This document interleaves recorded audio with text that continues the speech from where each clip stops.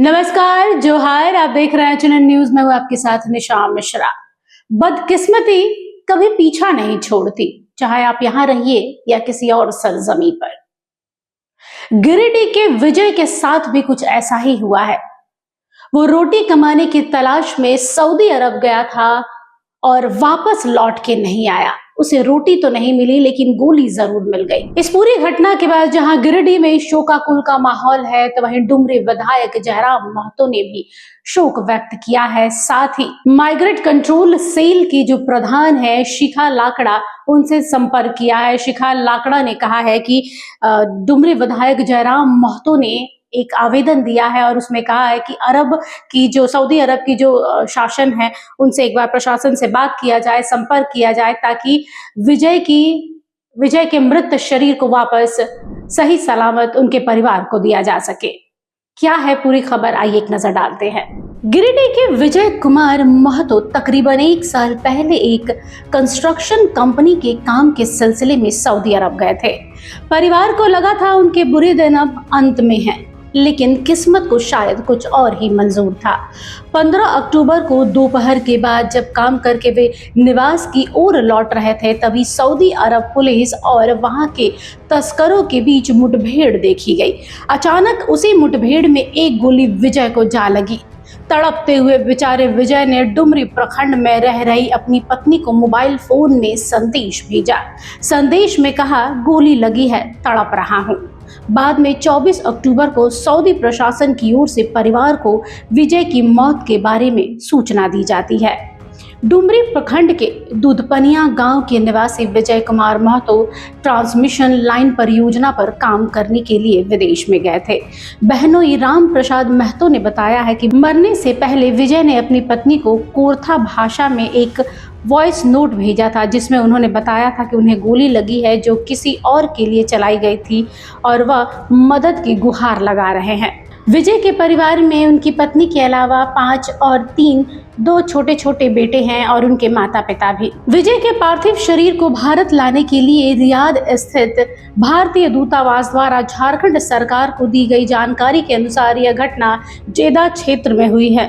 इस मौत को फिलहाल संदेहजनक माना जा रहा है और महतो का शव मक्का के जुमूम में रखा गया है। पुलिस क्लियरेंस प्रमाण पत्र मिलने के बाद विजय के शव को उनके गांव लाया जा सकेगा। अब सवाल ये उठता है कि 27 साल का नौजवान युवक जो अपने माता पिता और 2 बच्चों के साथ बीवी को छोड़कर पैसे कमाने गया था, उसकी बेवजह मौत कैसे हो गई। Bureau report, HNN news. करते हैं Hyundai engineering and construction company है, तो बाजार या फिर किसी रास्ते में आना जाना हो रहा था। उससे पहले से वहाँ जो स्थानीय पुलिस है वो कुछ स्प्रिट का काम करने वाले लोगों पर कार्रवाई कर रही थी और शायद उनको फायरिंग करने तक की नौबत पड़ी। तो उसी बीच वहाँ से वो होकर गुजर रहे थे और गोली उनको लग गई। और चूँकि हम ऑडियो भी हम सुनाना चाहेंगे कि अगर उनकी मृत्यु जब होती है उस समय व्यक्ति जो भी बोलता है वह आवाज़ शायद नहीं हो पा रहा है।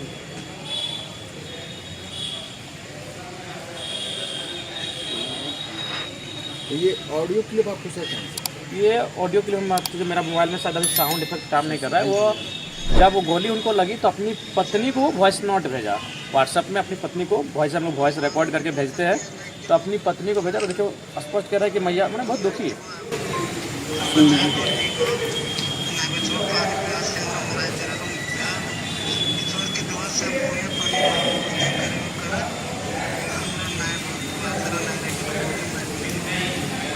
सर, आप पीड़ित के घर गए? हाँ, उनके घर गए, उनके परिजनों से मिले और बहुत ही खासकर ये घटना के बाद तो मैंने कोई भी इंसान बड़ा दुख होगा कि एक नौजवान 25 साल का जो उसे गोली लगा है, वह पानी प्यासे है, उसकी मौत नज़दीक है और अपनी पत्नी को वो मैसेज कर रहा है। पता नहीं वो तो बहादुर था कि उसने मौत सामने थी और अपने परिवार को संदेश डाले। पत्नी का क्या हाल होगा जब वो रिकॉर्ड को सुन रही होगी इस साइड से उस व्हाट्सएप नोट को कि मेरा कोई दोस्त नहीं है, हम जा रहे थे, गोली हमको लग गया अनजाने से, मैया गे मैया ना बचबो, गोली लाग गेले हो, अब तोहनी ठीक से रही हो। तो बहुत मैंने दुखद स्थिति है हमारे।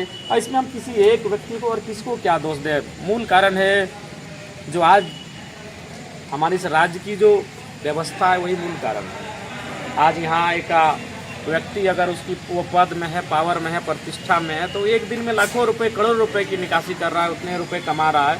और एक आम व्यक्ति को विदेश जाना पड़ रहा है मजदूरी के लिए, कामकाज के लिए, और उसके साथ क्या घटना घट रही है आपको भी मालूम है। अगर डुमरी की अगर हम बात करें तो आपका चैनपुर पंचायत में 2 प्रवासी मजदूरों का डेथ हुआ, आपका बेहरा सुयाडू में 1 प्रवासी मजदूर का डेथ हुआ, आपके मधगोपाली और अमरा में शायद एक, यहाँ भी 2 हुआ, हमारे चंद्रपुरा क्षेत्र में एक, यानी सिर्फ 1 सप्ताह और 15 दिन के दरमियान ये अप्रवासी मजदूरों का देहांत हुआ। तो इसके लिए हमें लगता है कि राज्य सरकार को यहाँ जो उद्योग हैं, यहाँ जो कल कारखाने हैं, यहाँ जो आउटसोर्सिंग एजेंसियाँ चल रही है, जो हमें लगता है लाखों का रोजगार सृजन कर रही है, वहाँ स्थानीय लोगों को ना मौका देना, उनके साथ दुर्व्यवहार किया जाना, ये एक बहुत बड़ा कारण है। तो देखा आप लोगों ने, रोटी की तलाश में अपनी सरजमी को छोड़कर विदेश गए थे विजय।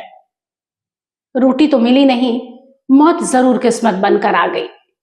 लेकिन सवाल उठता है कि विजय ही अकेला थोड़ी है, विजय जैसे कई और विजय है जो अपनी धरती, अपने भारत को छोड़कर दूसरे की धरती पर जाते हैं सिर्फ इसलिए कि 2 पैसे ज्यादा कमा सके, उनका परिवार चल सके, उनके बच्चे कमा सके। सवाल ये उठता है कि क्या ये विजय की किस्मत में मौत थी, या फिर हमारे देश की जो बेरोजगारी है वो विजय को वहां लेकर गई, और बेरोजगारी की वजह से ही आज वो हमारे बीच नहीं है। उम्मीद करते हैं कि इस घटना के बाद से राज्य सरकार हो या केंद्र सरकार हो, विजय के परिवार, उनके बच्चों के विषय में जरूर सोचे और कुछ ऐसा प्रयास करे कि कोई और विजय दूसरी सरजमी पर जाकर मौत को ना प्राप्त करे। फिलहाल के लिए बस इतना ही। देखते रहिए HNN न्यूज। नमस्कार। अगर आपको हमारा ये वीडियो अच्छा लगा तो इसे लाइक करें, शेयर करें और हाँ, सब्सक्राइब करना ना भूलें।